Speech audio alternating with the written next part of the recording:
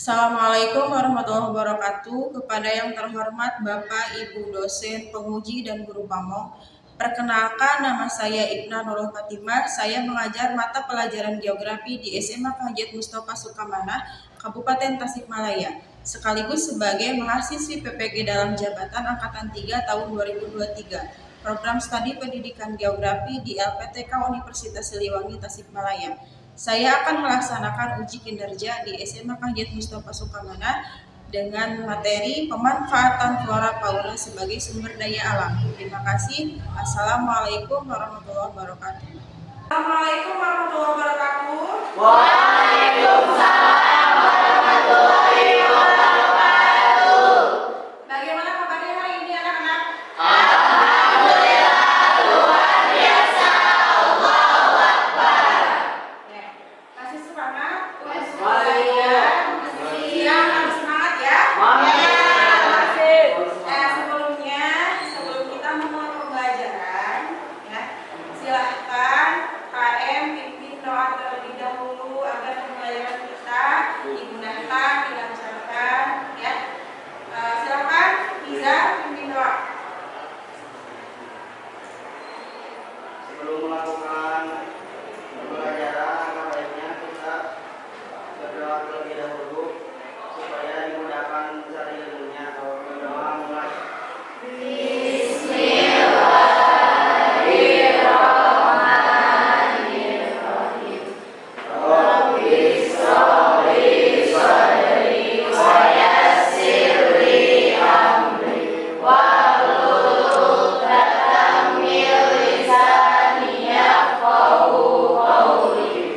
Rabbi zidni ilman warzuqna rahmah bi rahmatika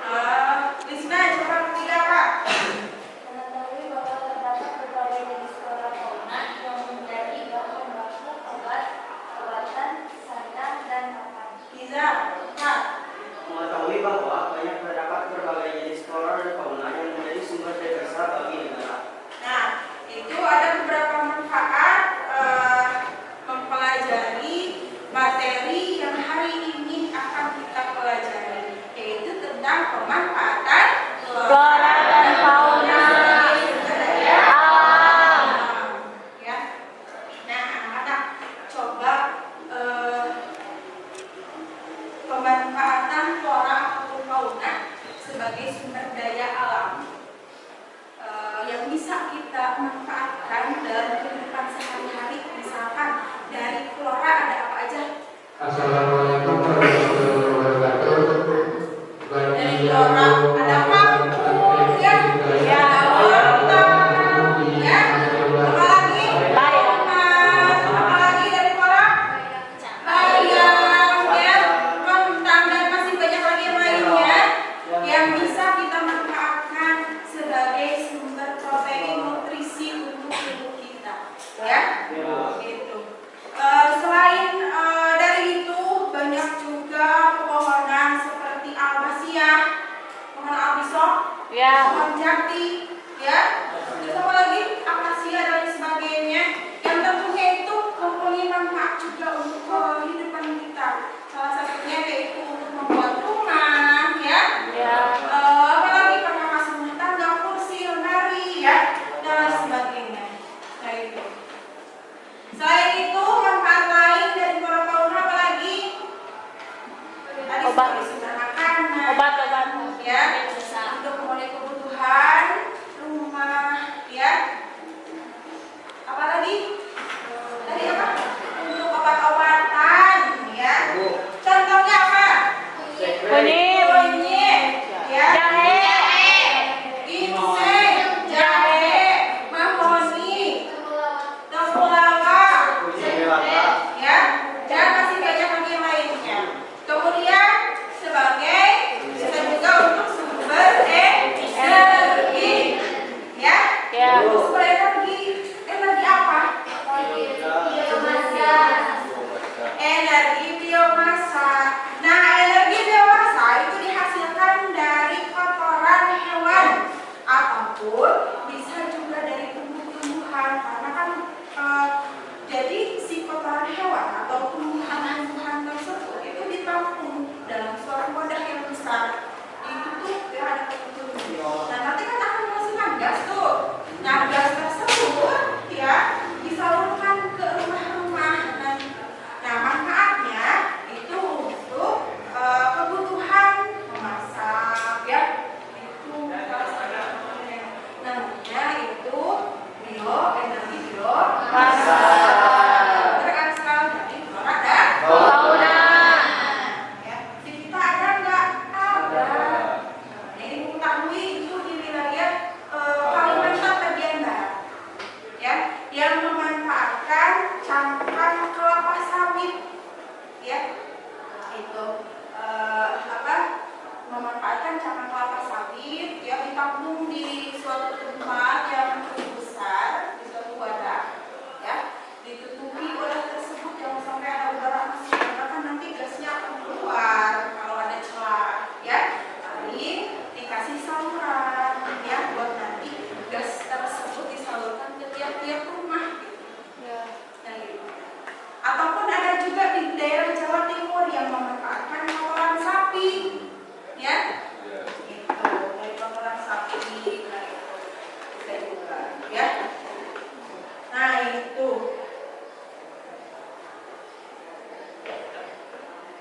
Anak-anak coba perhatikan ke depan. Gambar apa ini? Kerajinan tangan. Ada apa aja itu? Cermin, anak ya, kotak tisu, ya. Gitu. Nah, kira-kira itu dasarnya dari apa? Bambu.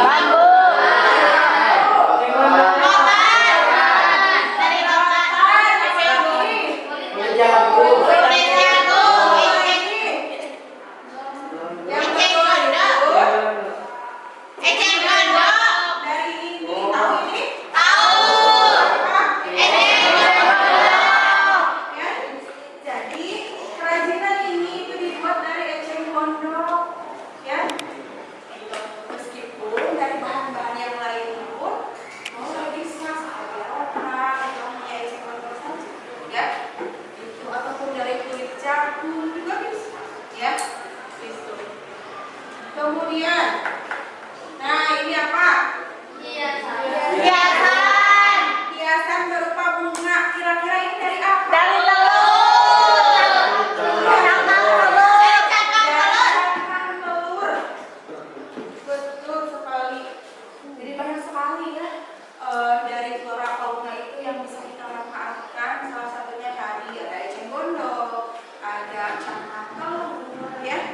Tuh. Nah, anak-anak di sini terdapat video. Silakan kalian amati. Indonesia sebagai sumber daya alam. Sebelum membahas kelola sumber daya alam, saya sampaikan dulu manfaat langsung kelola dari Indonesia.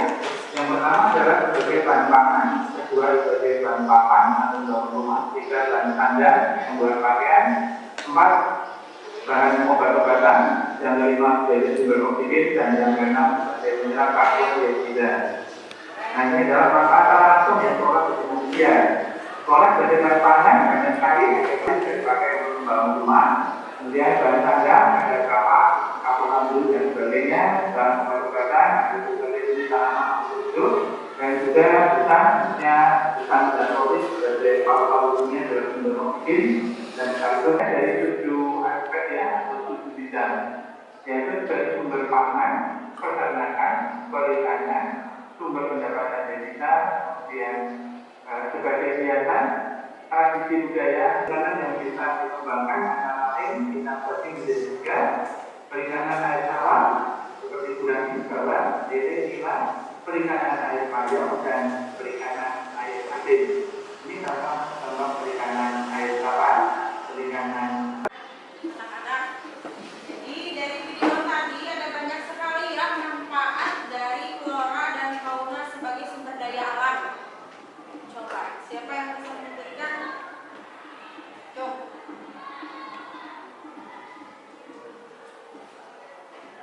Ya, sambil berdiri Raisa. Dari video tadi adalah bahwa pemanfaatan flora dan fauna itu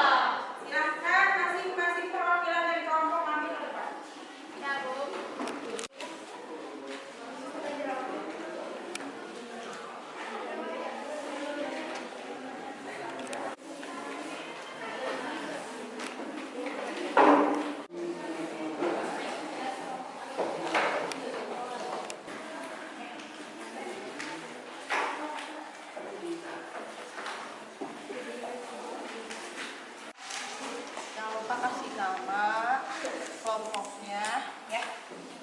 Tok, silahkan.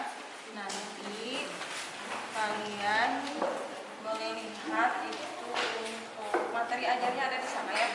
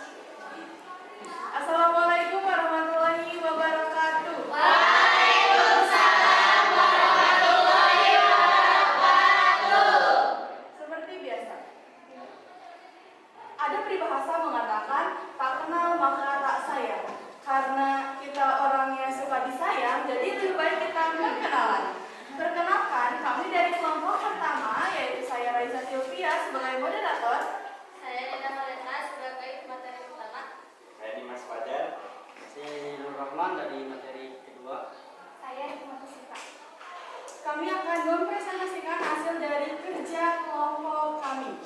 Nah, di sini terdapat gambar, yaitu yang pertama ada ledakan bom rakitan untuk memancing ikan.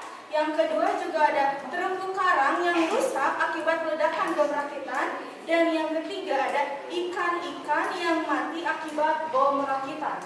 Nah, di sini dari ketiga gambar ini yang akan menjadi pertanyaannya adalah, nah, pemanfaatan ikan dilakukan dengan menggunakan bahan peledak dan bagaimana cara memanfaatkan sumber daya laut dengan sangat bijak. Nah, pertanyaan ini tentu saja akan dijawab oleh teman saya, yaitu Nida Mereta. Kepadanya dipersilakan.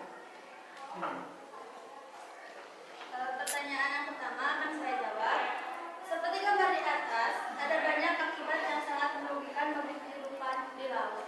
Yang pertama itu bom rakitan. Tentu saja bom ini mengakibatkan banyak sekali dampak negatif. Contohnya adalah terumbu karang yang rusak, lalu juga ikan-ikan yang mati. Bagaimana cara memanfaatkan sumber daya laut dengan bijak?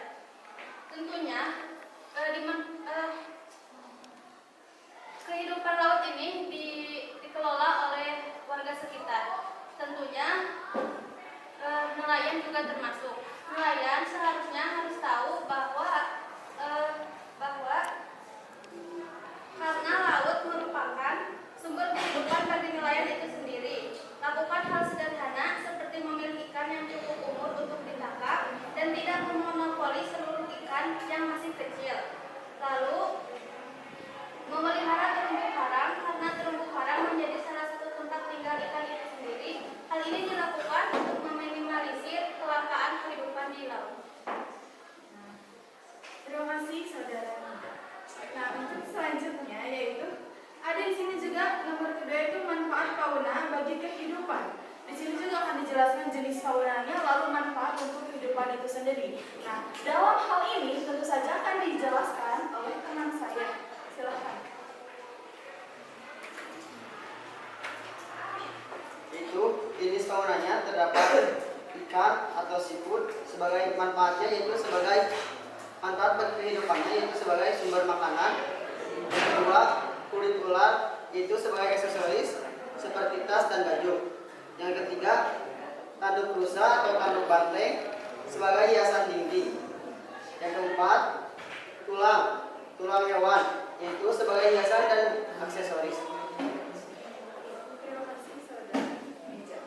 Untuk pertanyaan yang ketiga, nah di sini ada pertanyaan bagaimana cara kita untuk memanfaatkan flora dan fauna demi menjaga kelestariannya. Nah hal ini akan dijawab oleh teman kita juga yaitu saudari Siva. Cara melestarikannya yaitu dengan melakukan konservasi flora dan fauna. Konservasi adalah upaya untuk melindungi flora dan fauna dari kepunahan. Cara mengkonservasi flora yaitu dengan adanya sistem tebang pilih, terus reboisasi dan jalur hijau. Terus untuk cara fauna, konservasi fauna yaitu dengan tidak melakukan pemburuan liar. Nah mungkin itu saja. Tapi sebelum diakhiri, apakah ada yang ingin ditanyakan kepada kelompok kami? Perkenalkan, nama saya Najwa Jila dari kelompok 5. Selain fauna tadi, sebutkan jenis fauna lainnya yang bermanfaat bagi kehidupan. Jelas? Nah, atas pertanyaan aja tadi tentu saja kita harus menjawabnya, yaitu hewan fauna apa saja yang ada pemanfaatnya selain yang tadi disebutkan oleh teman saya. Mungkin bisa dijawab yaitu cacing. Cacing yaitu penggunaannya adalah untuk menjadikan obat sebagai obat tipes, obat panas dan lain-lain. Mungkin seperti itu. Dipahami aja? Ya, of course.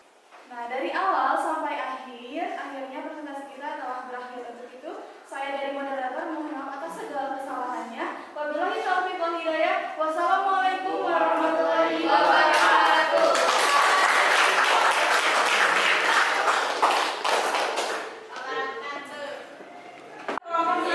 Presentasi yang sangat bagus sekali ya, cukup jelas dan sangat bagus ya, dan hasil karyanya juga bagus ya.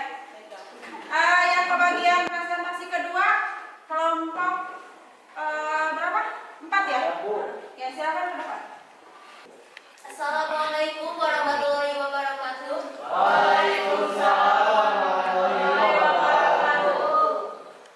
Pada kesempatan kali ini kami dari kelompok 4 akan memaparkan materi mengenai pemanfaatan flora dan fauna sebagai sumber daya alam.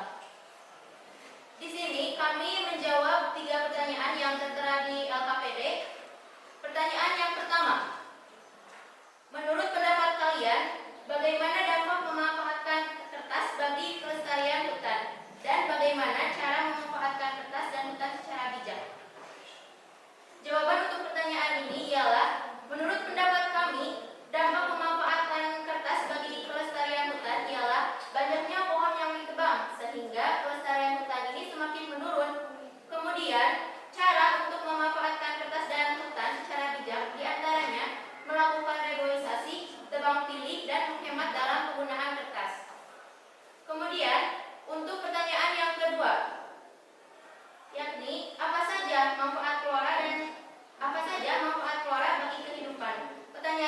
akan dijawab oleh saudara kita yakni Haji.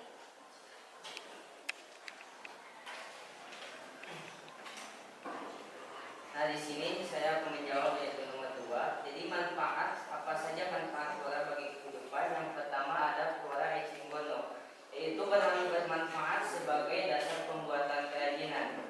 Yang kedua ada kunyit, yaitu sebagai bahan pengobatan. Yang ketiga kapas, adalah sebagai bahan pembuatan kertas. Dan yang keempat adalah umbi-umbian, yaitu sebagai pengganti bahan makanan pokok. Nah, selain dari jawaban dari yang saya tadi sebutkan di atas, ada juga flora lain yang dapat manfaat bagi kehidupan, yaitu pohon pisang. Nah, pohon pisang itu selain buahnya yang dapat kita makan, bisa juga kita manfaatkan, yaitu jantungnya, bahkan daunnya dan juga batangnya. Baik, untuk pertanyaan yang ketiga yakni bagaimana cara memanfaatkan flora dan fauna demi menjaga kelestariannya? Pertanyaan ini akan dijawab oleh saudari kita yakni Silka. Jadi, pelestarian fauna itu seperti memberantas perburuan liar, kemudian membuat cagar alam untuk melindungi satwa yang langka. Kemudian, cara melestarikan flora seperti melakukan sistem tebang pilih, tebang tanam, dan reboisasi. Sebelum kami menutup presentasi ini, barangkali ada yang ingin bertanya, silakan. Ketiga dari kelompok A ingin bertanya, selain dari jenis flora tadi yang telah disebutkan, sebutkan jenis flora lainnya yang bermanfaat bagi kehidupan. Terima kasih. Baik, mungkin saya akan mencoba pertanyaan dari Risna, yaitu contoh lain dari pemanfaatan flora, yaitu seperti biji serasi dari kemanggi yang bermanfaat untuk obat panas dalam. Selanjutnya ada juga lidah buaya yang bisa sebagai bahan dasar produk kecantikan, dan pohon jati juga bisa sebagai bahan baku pembuatan rumah. Baik, sekian saja materi yang kami sampaikan pada hari ini. Mohon maaf bila ada kesalahan. Wabillahi taufiq wal hidayah. Wassalamualaikum warahmatullahi wabarakatuh. Karena waktunya sebentar lagi selesai ya. Untuk yang 3 kelompok itu presentasinya nanti ya minggu depan ya. Iya, Bu. Dipersiapkan lagi lebih matang ya. Iya, Bu. Iya.